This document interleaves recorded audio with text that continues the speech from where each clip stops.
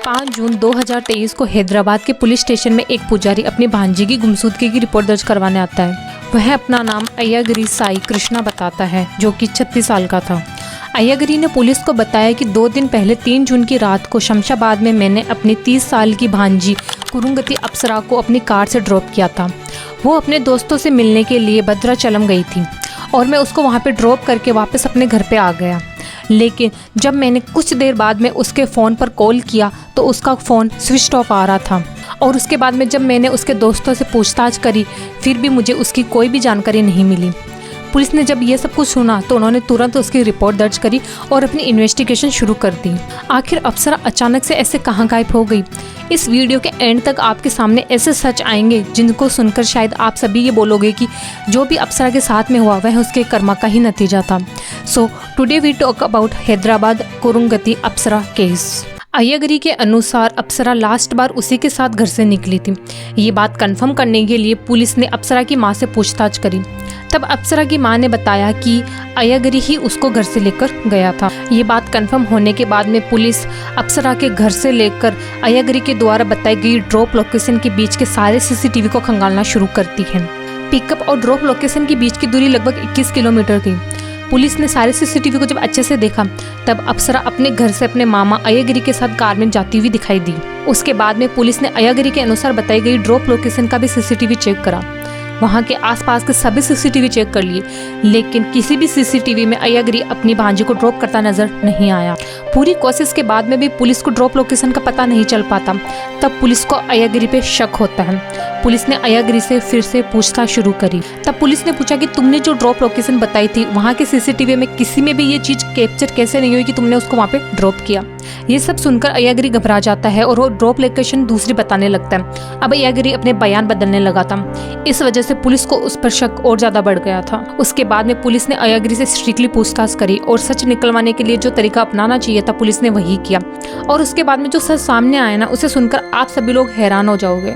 अय्यागिरी ने बताया कि उसने अपनी भांजी को कहीं पर भी ड्रॉप नहीं करा बल्कि उसको मार दिया। 3 जून को घुमाने ले जाने के बहाने से वह अपनी भांजी अप्सरा को पहाड़ों के ऊपर एक सुनसान जगह पर ले जाता है। वहां पर इन दोनों की किसी बात को लेकर बहस होती है। तब अय्यागिरी एक पत्थर उठाकर अप्सरा के मुंह पर तब तक मारता रहता है जब तक उसकी जान नहीं चली गई। यह सब करने के बाद में अय्यागिरी को बॉडी को ठिकाने लगाने की चिंता सताने लगती है, तो वह डेड बॉडी को प्लास्टिक में अच्छे से लपेट कर अपनी कार की डिग्गी में रखता है। उसके बाद में वह उस बॉडी को जलाने के लिए लकड़ियां ढूंढता है, लेकिन एक बॉडी जल सके उस लायक उसको लकड़ियां नहीं मिलती है। तब वह उस कार को अपने घर की पार्किंग में ले जाकर खड़ा कर देता है जिसकी डिग्गी में अप्सरा की बॉडी पड़ी हुई थी। उसके बाद में जैसे ही उसको मौका मिलता है वह उस गाड़ी को लेकर मंदिर के पीछे जाता है, जिस मंदिर में वह पुजारी के तौर पर काम करता था। मंदिर के पीछे एक बड़ा मेन हॉल था। अय्यागिरी अप्सरा की बॉडी को उसी मेन हॉल के अंदर डाल देता है और उसके ऊपर ढक्कन लगा देता है और उसके बाद में 2 ट्रक मिट्टी के उसके ऊपर गिरवा देता है। लेकिन अगले दिन ही अय्यागिरी को थोड़ी थोड़ी बदबू आने लगती है, इसलिए अय्यागिरी उस मिट्टी को हटाकर मेन हॉल के ऊपर सीमेंट का प्लास्टर कर देता है और उसके बाद में फिर से मिट्टी डाल देता है। इतना सब कुछ करने के बाद में अय्यागिरी को लगता है कि अब उसके खिलाफ कोई भी सबूत नहीं बचा और ना ही वो कभी पकड़ा जाएगा। लेकिन अय्यागिरी की बहन को पता था कि अप्सरा को वही घर से लेकर गया था, इसलिए किसी को भी अय्यागिरी पर शक ना हो वह खुद ही पुलिस स्टेशन जाकर अपनी भांजी की गुमशुदगी की रिपोर्ट दर्ज करवाता है। लेकिन सवाल अब ये उठता है कि आखिर अय्यागिरी ने ये सब कुछ करा क्यों? तब अय्यागिरी और भी चौंकाने वाले खुलासे करता है। अप्सरा और अय्यागिरी काफी समय से एक दूसरे के साथ रिलेशनशिप में थे और उन दोनों को एक दूसरे से प्यार भी हो गया था और दोनों एक दूसरे के बेहद करीब आ गए थे। और एक दिन उसे पता चलता है कि अप्सरा प्रेग्नेंट है। तब अप्सरा अय्यागिरी पर प्रेशर डालने लगती है कि वो उससे जल्दी से शादी कर ले। अय्यागिरी पहले से ही शादीशुदा था और उसके 2 बच्चे भी थे, इसीलिए वह अप्सरा को समझाता कि ये मुमकिन है ही नहीं। तब अप्सरा ने बोला कि तुम अपनी पत्नी को छोड़कर मुझसे शादी कर लो। उन दोनों का मामा भांजे का रिश्ता था, इसीलिए अप्सरा के लाख जिद करने के बाद में भी अय्यागिरी शादी के लिए नहीं मानता है। अय्यागिरी के समझाने के बाद में अप्सरा ने आभूषण तो करवा लिया था, लेकिन अभी भी वो शादी के जिद किए जा रही थी। अप्सरा लगातार अय्यागिरी पर शादी करने का दबाव डाल रही थी, इसीलिए 3 जून को अय्यागिरी लॉन्ग ड्राइव के बहाने से अप्सरा को लेकर जाता है और वहाँ पर इन दोनों की फिर से शादी को लेकर ही बहस शुरू हो जाती है। अय्यागिरी उसे बहुत समझाता है, लेकिन अप्सरा अपनी जिद छोड़ने को तैयार थी ही नहीं। उसकी इस जिद के चलते ही अय्यागिरी ने अंत में उसकी जान ले ली। ये सब पता चलने के बाद में पुलिस ने अय्यागिरी को अरेस्ट कर लिया और पुलिस कस्टडी में रखा। इसके बाद में अय्यागिरी की इंटरनेट सर्च हिस्ट्री सामने आई, जिससे पता चला कि अप्सरा को मारने से पहले अय्यागिरी ने नेट पर सर्च करा था कि how to kill a human being. ये केस यहीं पे खत्म नहीं हुआ। इस केस में आगे और भी शॉकिंग खुलासे हुए।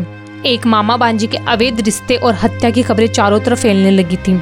जब ये खबर मीडिया के थ्रू तमिलनाडु तक पहुंची, तब अप्सरा से जुड़ा एक बहुत बड़ा सच सामने आया। तमिलनाडु में रहने वाली धनलक्ष्मी ने मीडिया के सामने एक बहुत ही चौंकाने वाला खुलासा करा। धनलक्ष्मी ने बताया कि कुरुंगति अप्सरा उसकी बहू है और इसी बहू की वजह से उसके बेटे ने आत्महत्या कर ली थी। जब पुलिस को ये सब पता चला तो पुलिस ने आगे पूछताछ करी। तब पुलिस को पता चला कि अप्सरा की शादी कुछ साल पहले ही एक सॉफ्टवेयर इंजीनियर कार्तिक राजा से हुई थी। कार्तिक की मां के अनुसार शादी के बाद ही अप्सरा और उसकी मां अरुणा अपनी बेटी के साथ ही वहां रहने लगी थी और दोनों माँ बेटी मिलकर कार्तिक के पैसे उड़ाने लगी थी। आए दिन शॉपिंग करना, 5 स्टार होटल में खाना खाना और कार्तिक के पैसों से महंगे महंगे गहने खरीदती थी। कार्तिक अच्छा खासा कमाता था, लेकिन दोनों माँ बेटी ने बिना सोचे समझे इतना खर्चा कर दिया था कि कार्तिक को 25 लाख का लोन लेना पड़ा। लेकिन उन दोनों ने मिलकर कार्तिक का ये पैसा भी खर्च कर दिया था। इसके बाद में माँ बेटी कार्तिक पर दबाव डालती है ज्यादा पैसे देने के लिए, लेकिन अब कार्तिक ने पैसे देने से मना कर दिया था। तब अप्सरा ने अपने माँ के कहने पर कार्तिक पर दहेज उत्पीड़न का केस दर्ज करा, जिसके बाद में पुलिस कार्तिक को जेल में डाल देती है। 15 दिन बाद में कार्तिक को बेल मिलती है तो वह वापस अपने घर पे आता है, लेकिन उसके बाद में उसको समाज में इतने ताने को सुनने को मिलते हैं कि एक दिन उसने परेशान होकर अपने हाथों से ही अपनी जान ले ली। जब ये सब कुछ अप्सरा और उसकी माँ को पता चलता है तो वह रातों रात गहने और पैसे लेकर चुपचाप वहाँ से हैदराबाद आ जाती है और एक नया सिम कार्ड भी खरीद लेती है, जिससे उनको कोई कांटेक्ट नहीं कर पाए। हैदराबाद में रहकर अप्सरा और अय्यागिरी के बीच में नजदीकियां बढ़ने लगती हैं और ये सब कुछ अप्सरा की मौत पर जाकर खत्म होता है। ये सब जानने के बाद में क्या आपको लगता है कि अप्सरा के साथ जो भी हुआ वो एक्ट ऑफ कर्मा था? इस केस की करंट सिचुएशन ये है कि अय्यागिरी साई कृष्णा अभी जेल में है और ये केस अभी अदालत में चल रहा है। अब देखते हैं कोर्ट इस पर क्या फैसला लेती है। ये केस अभी के लिए यहीं पे खत्म होता है। आप लोगों से मैं मिलती हूँ नेक्स्ट वीडियो में।